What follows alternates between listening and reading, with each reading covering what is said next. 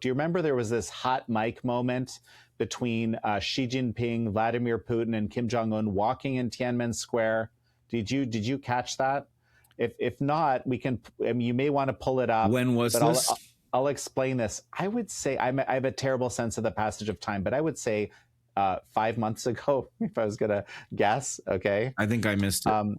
But so what happens is it's kind of the whole thing is remarkable, and many Chinese don't believe it could possibly have been, unintentional because everything is so controlled over there. Okay, but basically what happens is, I mean, this is going to be a summary. Okay. She says to Putin, today for us, when you're 70, you're just a baby.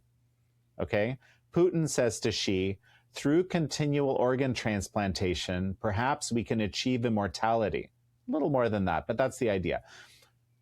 She says back to Putin, our target, again, summary, our target is 150 years. And for me, first of all, my phone was ringing off the hook. They talked about Oregon on the hot mic. Anyway, you can imagine, right? But I realized something that was just in front of my face, but I hadn't seen until this exact moment, okay? So 150 years is kind of a code word in a way for them, because they have something and they like to name their sort of projects with numbers. So Project 981 is the elite longevity project. And indeed, Chinese elites live a lot longer than the average person. And, there could be many reasons why. But it had never occurred to me, having looked at forced organ harvesting for 20 years, that forced organ harvesting was a piece of that puzzle. And of course it is. It's kind of an obvious piece the moment that you hear it, right? And they literally just said it on live hot mic, right? And there's this 981 project. Obviously, organ transplantation is an element of that. And there's even, again, I was telling you, that you get these sort of odd anecdotes that come up that are just kind of weird or unexpected that kind of validate the idea. But I remember someone had sent me this weird eulogy that was written publicly about a Chinese super elite who had died. And someone was, kind of, again, this sounds sort of weird and macabre, but they did it, right? The eulogy talked about how amazing it was that this person had had multiple organs transplanted before ultimately they passed away. So again, I was like, oh yeah, now I understand what that was about, right? So anyway, just the oddest things. And when it comes to American or Western elites, I don't know. I haven't been studying them as much as you have, perhaps. But my inclination isn't to believe that they are as monstrous as the Chinese elites have become under the rubric of this communist ideology, which essentially allows the ultimate utilitarianism. I'm worried that this, you were talking about this sort of transfer of ideology or approach that happens through engagement. I'm worried that we've really adopted too much of that. This utilitarian bioethics, to be fair, has been growing in the West, not just purely through engagement with communist China, but I think it's fueled through it. And the thing is, and a central piece, and I talk about this in the book quite a way, of how the Chinese elites have created power over us, leverage over us, is by compromising us in various ways. I mean, the obvious ways are honeypots. And, the United Front Work Department, which I spent a considerable amount of time in the book talking about. The last I know, it was a $40 billion budget to compromise people. Like literally, it's like a ministry of the Chinese government designed to do that, right? But the best way to do it is you get them in bed with you. Hey, I'll set up a transplant for you in 2 weeks. No problem. Well, it'll be clean and good.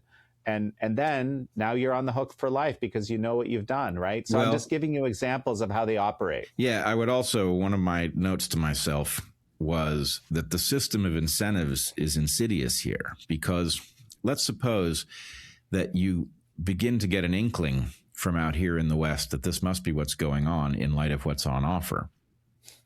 And then some part of you thinks, how do I know I'm not going to need an organ at some point? So your incentive to blow the whistle on this, to do the investigative journalism, whatever it might be, is reduced, because as soon as you understand this, it becomes like an insurance policy.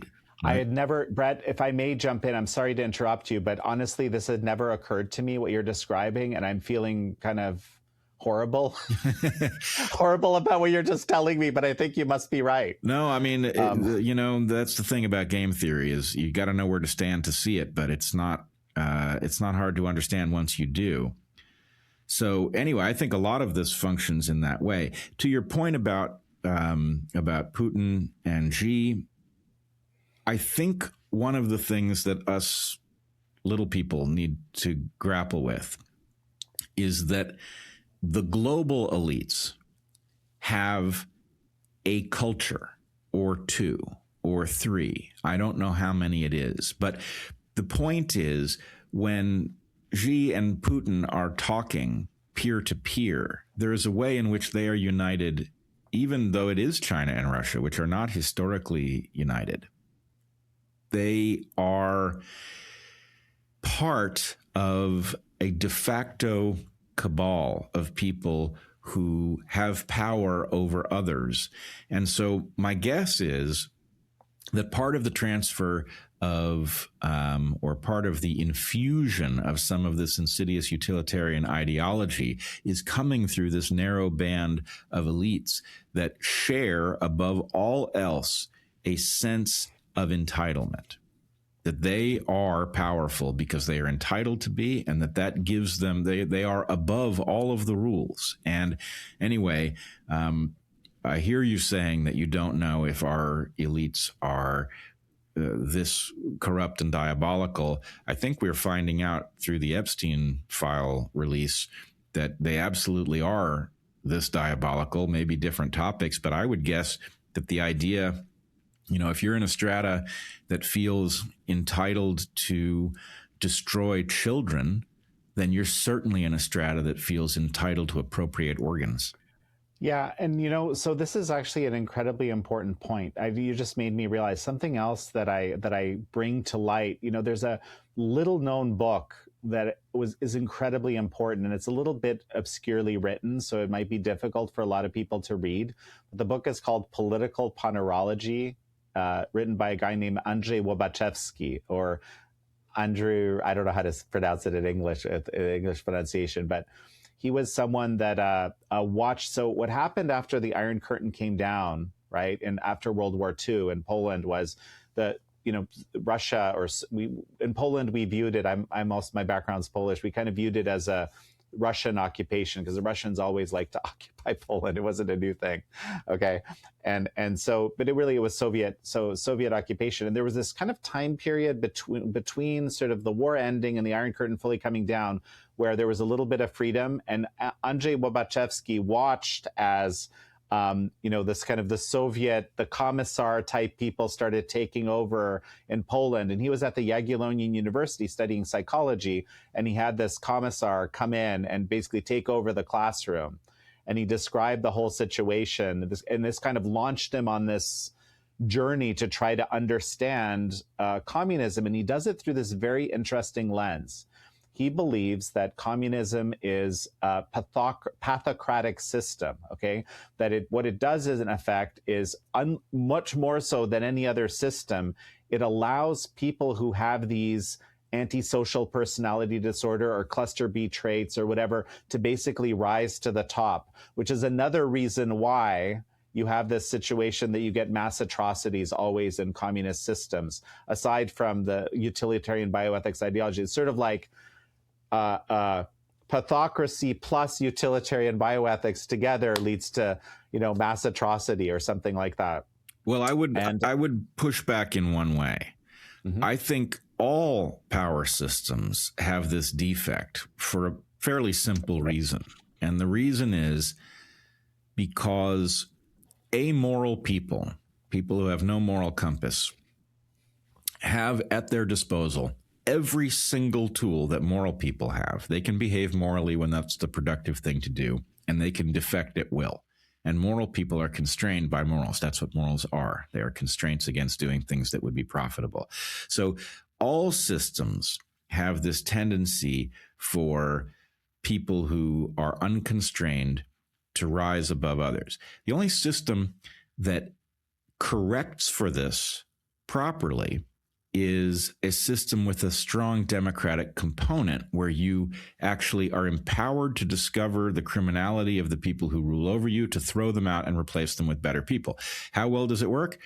Not well, but better than anything else. But the sad part is that our democracy has been hollowed out. It doesn't function like a democracy. And so this self-correcting aspect, even though it's crude to begin with, isn't even there. Right? What we effectively have is some other system of power that doesn't have a name, in which we have these psychopaths who are, joking over email about torturing children. Like, how are we not revolting against a system that allowed that to happen?